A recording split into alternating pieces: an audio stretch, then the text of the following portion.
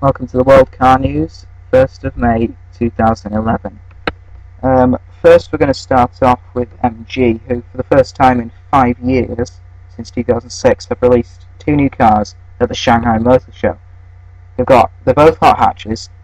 One of them is called the MG3, which has already been released as a proper car and not just a sort of concept. The other is the MG5, still under construction as a production car. It was released as a concept. The MG5 first, it looks to me like a mix between an Alfa Romeo and a Ford Focus by the look of it. The reason behind this really is because MG, for the past, well, since they've started really, have been producing cars aimed at a fairly old audience. What MG have realised is that aiming to a younger audience as well as what they've got with the Roadsters that they make would open up the audience and create cars for the younger generations. And the MG3, which has been released as a proper road car, is, by the looks of it, based on a Mini. Now, the inspiration is by far definitely the Mini, as you can tell by the looks on the front, grille, lights and roof. It's a 4-door car, and we don't know whether it's designed to be a hot hatch or just a normal family hatchback. Looking at it, it has been said that it's going to have a 1.5 litre engine. Not sure exactly what type. It's going to cost around £14,000. Top speed 112. Not 60, about 12.5 seconds. Economy is surprisingly good. It's at a very impressive 55.4 miles to the gallon, which is very, very good indeed. And then on to everyone else that appeared at the Shanghai Motor Show. There is, of course, the new Volkswagen Beetle, which in the past has had a sort of what Volkswagen say is a feminine image to it. Now, this is, I believe this is true, really.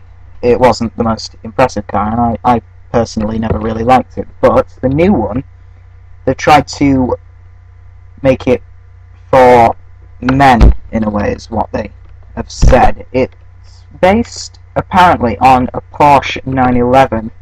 Now, I can see where this would come from with the spoiler at the back that comes from old 911s and more recently the Sport Classic. The lights from newer 911s, the side skirts from all of the current 911s, the power has been pumped up, and it's, of course, the main thing, really. Well, not the main thing, but an important part is they've dropped the flower that came in the dashboard.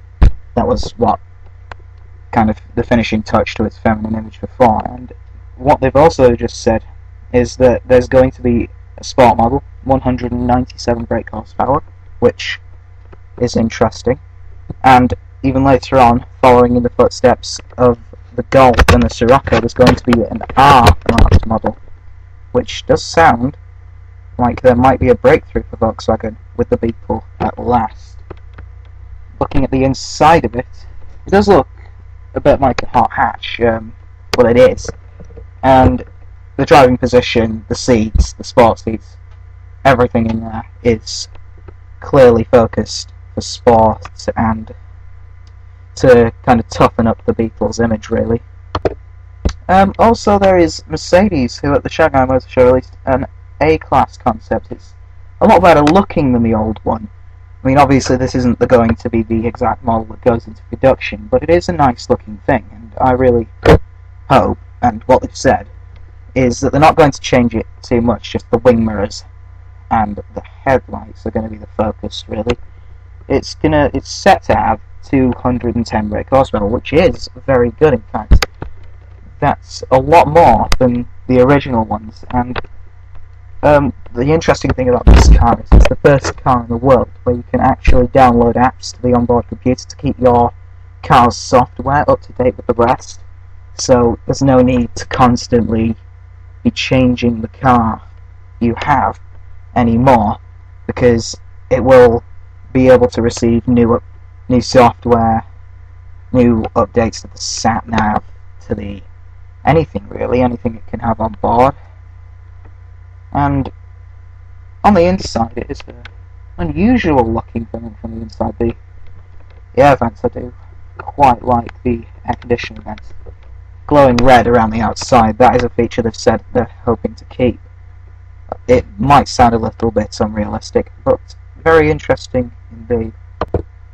Also, there is, of course, Audi, who have just released the latest model in their Q series cars. Now, before we had the Q7 and the Q5, the off-roaders. Now, there is a version of the A3, it's called the Q3, obviously, and it looks like it's been based on the Volkswagen Tiguan, I believe it's pronounced, and it's set to go on sale in the UK, not sure about anywhere else, in November.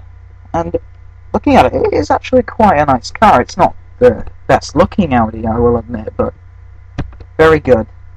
And it is just as practical, just about the same off-road capability you got with the other two. So, very good. Now also there's BMW, who have just released the latest M1 or 1 Series M Sport Coupe.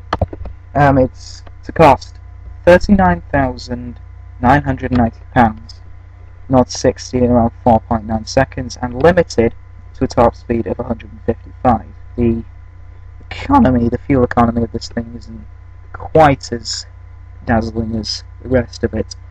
29.4, which, let's face it, isn't too great, but on the face of it, a nice car. And we've been waiting for the M1 for, I would say, quite a while now. What would there be? The M6, the M5, and more famously the M3. Its main rival, the Audi RS3 Sportback, is the same price. It's faster to 0 to 60, same limited top speed of 155, 31 miles to the gallon. So it depends what you're looking for in a car. I would say for looks, go with the BMW, but for practicality and overall better stats and better fuel economy, I would say the Audi. And to end, there's the new Lamborghini, which is set to replace the Murcielago. It's called the Aventador LP704, which the 700 is to stand for 700 brake horsepower, the 4 for four-wheel drive. Now, the four-wheel drive part is true, 700 not quite, it's actually 690. Not bad though, it's still more than the Murcielago had, and that did have quite a lot of power. It's something that Lamborghini like to do, put it up to the next bit to make it seem more powerful, and it is a great looking car. Now, I used to think that the Murcielago was the best Lamborghini, but I think this could have it.